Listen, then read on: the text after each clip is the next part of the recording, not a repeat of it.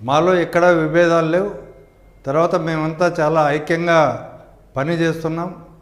మా ఇంటర్నల్గా జరిగిన సమావేశం దీంట్లో అద్భుతంగా జగన్ గారి ఉపన్యాసానికి మా న్యాయవాదులంతా అద్భుతంగా స్పందించారు.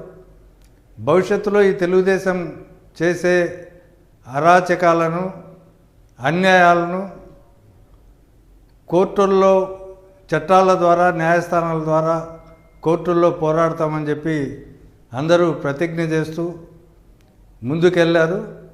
ఇలాంటి సందర్భంలో ఇలాంటి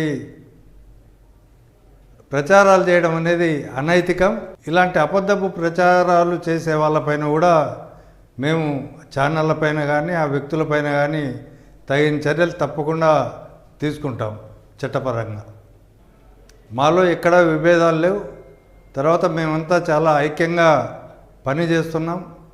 మా ఇంటర్నల్గా జరిగిన సమావేశం దీంట్లో అద్భుతంగా జగన్ గారి ఉపన్యాసానికి మా న్యాయవాదులంతా అద్భుతంగా స్పందించారు.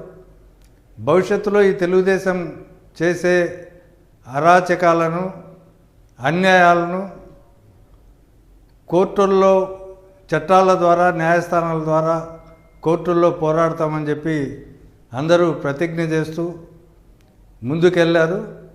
ఇలాంటి సందర్భంలో ఇలాంటి ప్రచారాలు చేయడం అనేది అనైతికం. ఇలాంటి అబద్ధపు ప్రచారాలు చేసే వాళ్ళపైన కూడా మేము ఛానళ్ళపైన కానీ ఆ వ్యక్తులపైన కానీ తగిన చర్యలు తప్పకుండా తీసుకుంటాం చట్టపరంగా.